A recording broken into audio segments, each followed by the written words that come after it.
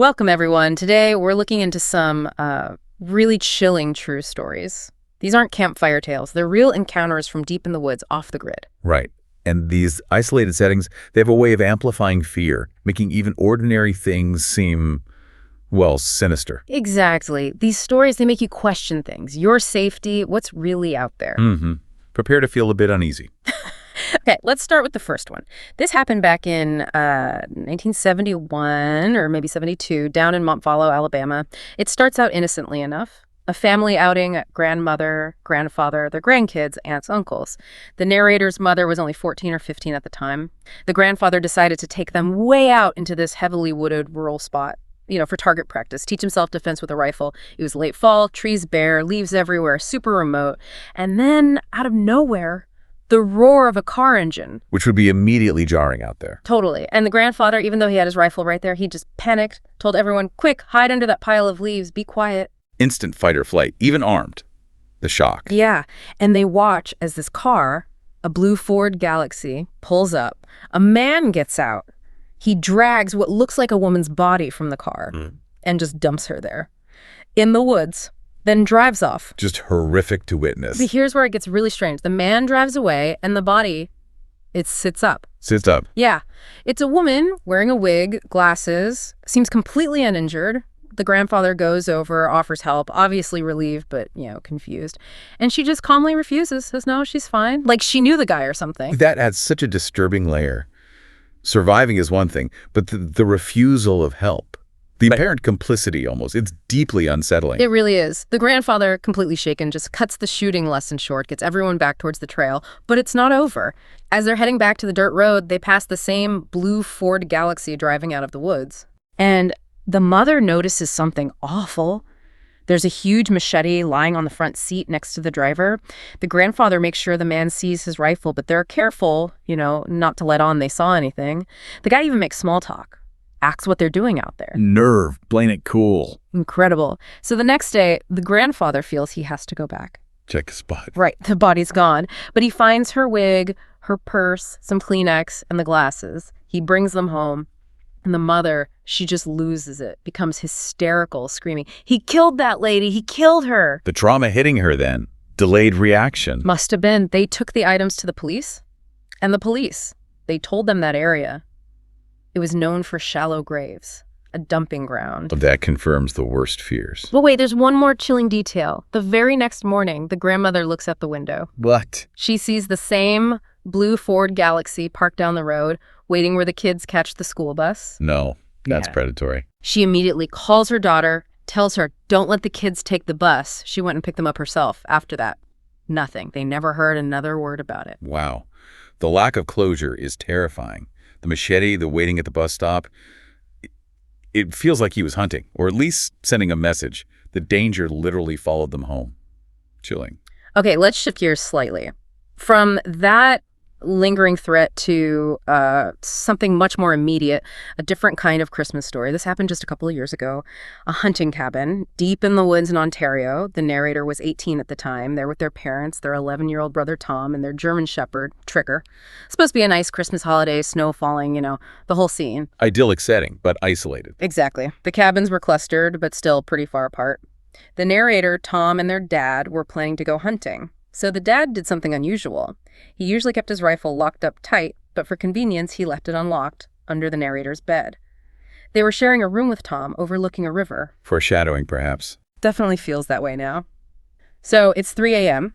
The narrator wakes up because Trigger, the dog, is growling. A low, deep growl. At first, they think maybe it's just their dad wandering around. He had insomnia. But then they notice no light under the door. Trigger's growl gets louder, turns into barking, wakes up Tom. The dog knows something's wrong. For sure. Then suddenly, the bedroom door flies open, light floods in, it's their dad, and he asks this really weird question. Were you two laughing just now? Laughing? Why would he ask that? Right. He then walks over to the window, stares out into the pitch black. The narrator asks what he's looking at. He just says, nothing, just go back to sleep. And leaves.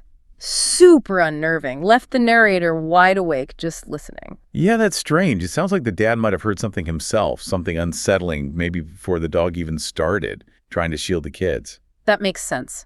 Because things got worse. Around 4:30 a.m., the narrator finally starts drifting off, but they're jolted awake again. Strange, crunching noises right outside their window. Definitely not an animal. Footsteps. Oh, that feeling. Dread. Total dread. Then, a faint tapping starts on the window glass. Gets louder.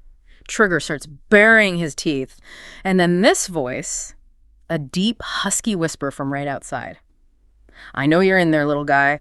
Why don't you come out here and play with me?" That's horrifying. Straight out of a nightmare. The narrator said their first thought was maybe it was a cousin playing a really sick joke, so they peeked out the curtain. It wasn't a cousin. It was this creepy old man, maybe 60. Matted hair, filthy old clothes. He was stroking the window pane, breathing on it. Just visualizing that is terrifying. The narrator just snapped into protective mode, remembered the rifle under the bed, grabbed it, pulled back the curtain fully, and yelled, "Get the hell out of here or I will shoot." Good for them. Taking action. The man's eyes went wide, but then this terrifying smile spread across his face.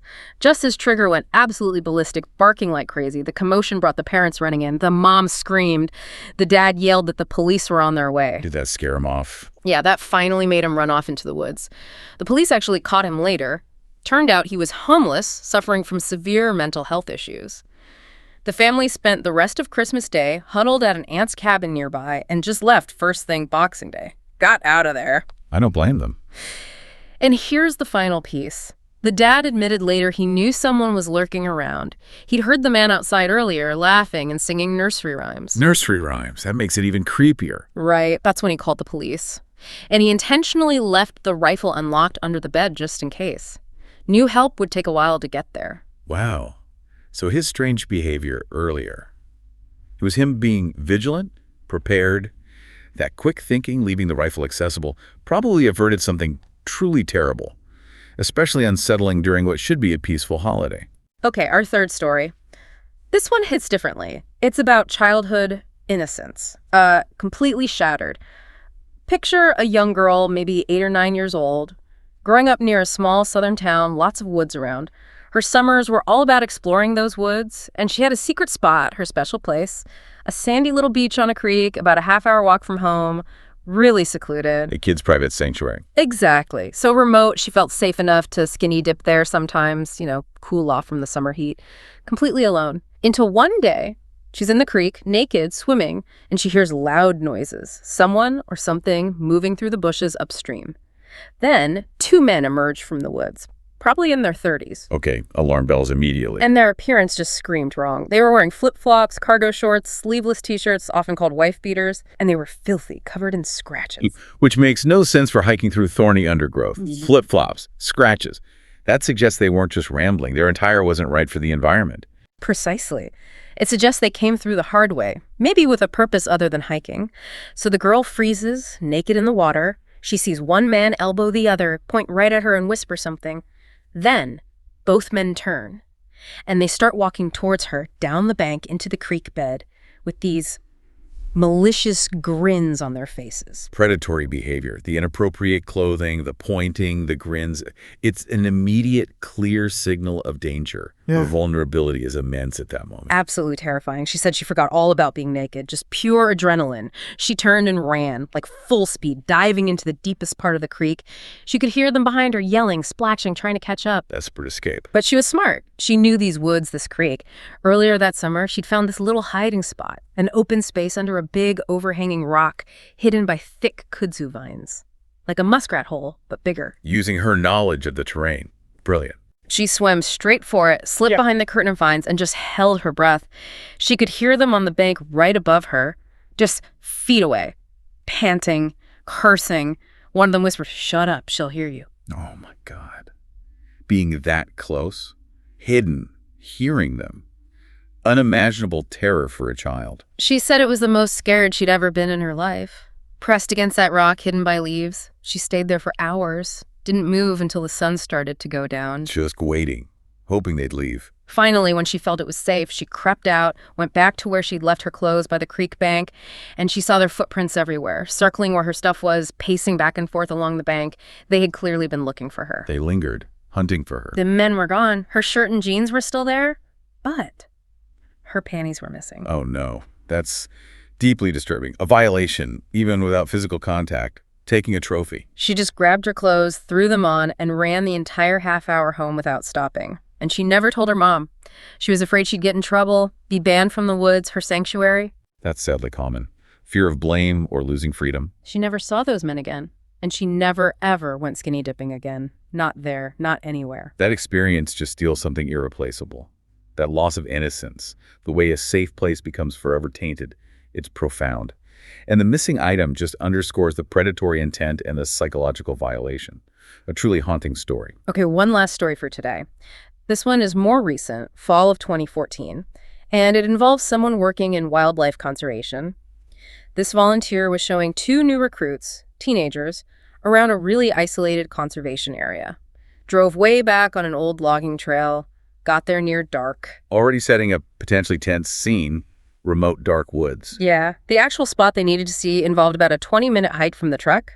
The narrator took the female recruit, who was 18, but the male recruit, 19, he was really uncomfortable with the dark woods, said he'd just wait in the truck. Understandable for some people. Woods at night can be unnerving. So the narrator and the young woman hike out, do their thing, and come back about an hour later. When they get back to the truck, the guy inside is just staring at them, wide-eyed, looks terrified. He asks, "Where did you guys go?" The narrator points down the trail they just walked back on. But the guy shakes his head frantically, says, "No, you didn't." And he points to the opposite side of the trail. "You were walking over there." Okay, that's weird. He's insisting they were somewhere they weren't. Right. The narrator just figured he was spooked, maybe saw a deer or something, got confused by the darkness, brushed it off. But that level of insistence is interesting. It suggests he genuinely believed he saw them elsewhere. Fear can play tricks, but that's a very specific, contradictory claim. He saw something that disturbed him. Well, things got stranger fast. They all pile back in the truck, start driving further down this logging trail, and suddenly there's a tree blocking the road. A decent-sized tree fallen right across the trail. And the narrator is positive it wasn't there when they drove in. Definitely not there before. That changes things. That's not natural. Exactly. And the male recruit just yells, I told you so. There's something else out here." He's freaking out. Okay, now his earlier fear seems much more justified. For sure. So the narrator reaches for the door handle, thinking they'll have to get out, try to move it. And just as they do, in the dim red glow of the truck's taillights reflecting off the trees, they see it. What? Someone jumps out from the bushes right behind the truck and sprints towards them, full speed, running at the truck. Oh, hell no. Ambush. The narrator just swore, slammed the gear shift, and floored it, hit the gas, and drove the truck straight over the tree. Rammed it. Good reaction. Yeah, sent stuff flying inside the cab. They just tore down this bumpy, awful logging trail, the recruits yelling in the back. Didn't slow down for a long time, drove back to the main office in just complete silence. Got back around 1:30 in the morning. The shock, adrenaline crash. The narrator called their manager right away. The next day, both teenage recruits quit. Gone. Can't blame him after that. Ugh. Terrifying. And the narrator. To this day, they have absolutely no idea who that person was or what they wanted. They choose to believe it was just some late-night logger playing a stupid prank, or maybe someone startled. They admit that's the only explanation that lets me sleep at night. That really speaks volumes, doesn't it? Mm-hmm. That need to rationalize something so terrifyingly inexplicable, being pursued, potentially ambushed, in the middle of nowhere. It's primal fear. The mind needs a mundane explanation, even a flimsy one, to cope with that level of unknown threat.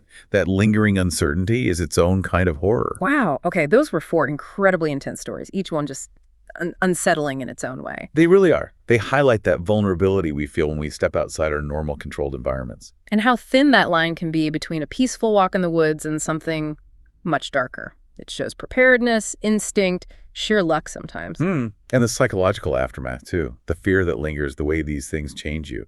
It forces us to confront that primal fear the wilderness can stir up. What else is out there that we just don't see? Makes you think. Well, thank you for joining us as we explored these chilling accounts today. We hope they offered some perspective, maybe. Yeah. And seriously, stay safe out there. ผู้พบกันผู้พบกันหากพังกอมกับปันผ้าคอขังกับผ้ากันหันกันกันจากขังข้าพังกับผ้าปะกับบังคับขังก็ผ้าขังก็ขอขังกังมาบองข้าวผ้าผักคอให้กับพังกับฝั่งคำพวกข้าวพามเขาว่าก่อนพองก็ subscribe พาค่าคำคอพังของกายปาดันคอกวาคำบาพบาขับหามข้าวคอคำปาพักก็ขังบางของวอพร้อมปาหางพังข้างหลังผ้าของบากะหางปาพังข้ามมาฟาพาท่อพังก็เขาข่าวว่ากาวางกับพอกาบ้ากับพอหับพังว่าปากาบาขับพอข้างฟังกับปาบางปาขังข้อข้อหังกอข้าวข้างข้าวพักข้อเพื่อนก็ผักอ่ะมาเขาก็มาเขาปากกับพ่อกาฟังพังเขาว่าปาขอข้าวพ่อกางกับปาไปว่าปางกับขาผาพังพ่อเขาผ้าขอข้าวผ้าขำปากองข้อพอปะทองขับปากของพากับปาหางพาปางพังข้าวปางข้อพาขาวพา